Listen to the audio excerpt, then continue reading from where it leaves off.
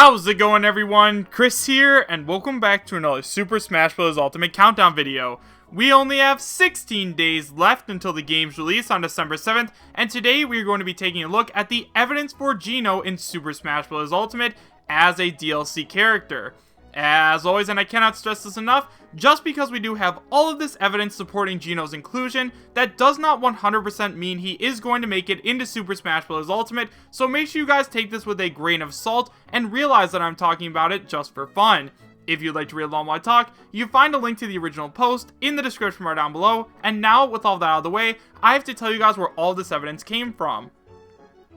So this PowerPoint was actually made by TrollGamer 44, so special shout out to you. As always, with all of the creators, I will go ahead and leave a pinned comment so that you guys can go ahead and say thank you to the creator and also go subscribe to their channel. Now, today I am going to try something else, and I'm not going to show the PowerPoint, and I'm just going to show some Smash Ultimate gameplay instead. A lot of people said that the PowerPoint was boring, so we're going to watch some film today, and I'm just going to be talking about what he said on this PowerPoint. So if you guys want to look at the original PowerPoint, once again, it will be in the description bar down below. So now, with all that out of the way, let's go ahead and take a look at the evidence for Geno in Super Smash Bros. Ultimate.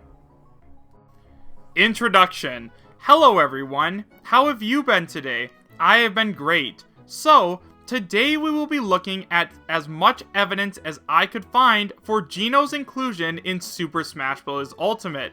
Even though we have all this evidence, please take it with a grain of salt. Now, let's get started with all of the evidence pointing towards Geno's inclusion in Super Smash Bros. Ultimate.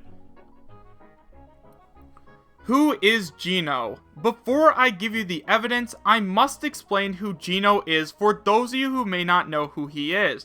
Though, there is a pretty good chance that most of you know who he is. Geno is a playable character in Super Mario RPG, an SNES RPG made by Nintendo and Square Enix, then Squaresoft, before they had a falling out over Final Fantasy VII. Geno's real form is a spirit. He's a guardian angel of sorts who joins Mario's efforts to take down Smithy and prevent further damage to the Star Road. In the Mario RPG universe, the destruction of Star Road means no wishes can be granted. Since he needs a corporal form to fight, Geno possesses a young boy's doll. Though said doll has super duper firing fist action, Geno ultimately needs Mario's help to take down Bowser, one of Smithy's generals. Geno then becomes a permanent part of the team, though he's rather quiet for most of the trip. When Smithy's finished off, Geno leaves his borrowed body behind and flies back to the heavens. The Smash Ballot. It has been implied before that the Smash Ballot would influence the roster this time. Characters such as King K. Rool and Ridley were added, as well as a returning fan favorite in Wolf. This is no doubt thanks to the ballot. After seeing that people wanted veterans to return, Sakurai made it his #1 priority to bring every single character in history back, as well as a couple of new, never been playable before fan favorites. Geno has been one of the most highly requested characters since Super Smash Bros. Melee. With the popularity that Geno has, it's very likely that Geno scored within the top 20 of the ballot, if not even higher than that. Third-party characters count. With the reveal of Simon and Richter Belmont, there seemed to be a pattern. With the direction that the roster was heading, each third-party company that has a playable fighter has at max 2 fighters. Sega has Sonic and Bayonetta, Konami has Snake and Simon, Echoes do not count towards third-party character counts, so sorry Richter. Capcom has Mega Man and Ryu, but Square Enix only has Cloud. To complete that pattern, it would make sense for Geno to be added since he is another Square rep, plus his likely high presence on the Smash Ballot. However, there is only one problem with this piece of evidence.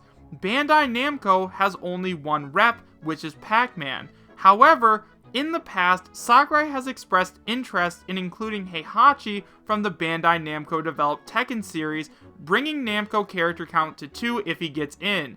As long as we get Geno, this would have the character count for each third-party character, excluding Richter again, as 2. Mii costumes. The pictures you see on screen right now are some of the Mii costumes that were added to Smash Wii U and 3DS. As it has been pointed out many times before, some of these characters who were Mii costumes have been upgraded to playable fighters. Examples are King K. Rool, the Inklings, and Chrom. There was also an Isabelle Mii costume, and she was announced as a playable fighter at the last regular, not Smash, Nintendo Direct that we had. There, as you can tell, was a Mii costume for Geno in Smash 4. This is 50-50 actual evidence, as there was a Mii costume for the Black Knight, but he was just confirmed as an assist trophy. We'll just have to wait and see. Sakurai wants Geno in Super Smash Bros. In an interview with Nintendo Dream back in 2016, Sakurai expressed that he wanted Geno in Smash Wii U and 3DS as a playable fighter. When asked what led him to make a Geno costume, Sakurai said it was because he wanted Geno as a playable fighter in Smash. He thought it would be great if he could add him, but that didn't end up happening. He also mentions that he is aware of how popular Geno is, and that when it comes to old characters, Geno gets a lot of requests. This part of the interview goes to show that Sakurai wants Geno in the game, but has not been able to put him in yet. Maybe this time around, he will finally be able to pull it off and Geno will become playable. His moveset would be one of the most unique movesets we have ever seen. Geno is, like I mentioned before, a very popular character. With that, what kind of moveset might he have? Well, Geno is a long-distance fighter with significant firepower. He can shoot rocket fists, finger guns, and even more fire out of his elbow. His best weapon is the Star Gun, which sprays a double beam of stardust at foes. Geno is also adept at magic. He can summon beam weapons, send blades of light crashing down onto the battlefield, and buff his defenses, or buff his friends' defenses. His most devastating attack is the Geno Whirl, which can inflict critical damage on most non-boss enemies if it's timed right. In other words, Geno Whirl is an attack that's already a good sell for a final Smash. Square Enix Rep, the first DLC character. As many of you may know, Square Enix and Nintendo are now on good terms. We have Cloud, and I'm pretty sure a Final Fantasy stage. Now, there has been a ton of leaks and speculation since the announcement of a Smash game for Switch all the way back in March. Probably one of the main reasons Geno didn't make it onto the base roster was because the base roster for Ultimate was decided all the way back in 2015, with development starting in 2016. That said, there is at least one leaker that we can trust, and that is Vergaben. Vergaben correctly predicted that every character ever would return, Daisy would be playable, and that Simon would be playable. He has recently said that not only will we get another Square Enix representative, but that whoever it may be, it will be the first DLC character to be released. Of course, the two most likely candidates are Geno and Sora. I personally think Geno has a better chance of making it in his DLC, but who knows what could happen. Since Smash Ultimate is the ultimate Smash Bros., Sakurai wants to please the fans. Let's rewind to E3 2018 when Smash Ultimate was officially unveiled. The March Direct teaser was just to say that there was a game, and it didn't say if it was a port or a new game. Then, at E3, Ridley was announced as a playable character. Sakurai didn't want to put him in, but fans have been requesting for him, and since this is the ultimate Smash Bros., he decided to put him in. Similar situation for King K. Rool. He was a very popular and heavily requested character, and he made it in as well. So, if the character has enough popularity behind them, they have a fighting chance to make it in. That said, Geno has been a heavily requested character since Melee, and he seems to have a small but passionate fanbase supporting his inclusion. I think that Geno will make it into Ultimate. Conclusion. Now you have to keep one thing in mind here. Even though we have all of this evidence that points towards Geno's inclusion in Ultimate, that does not mean he is 100% confirmed to be a playable DLC fighter. So don't go around saying that Geno will be playable just because of all of this evidence. Thanks for reading. Thank you for reading this presentation. It took some time and research to get it all done, but I am happy with the result.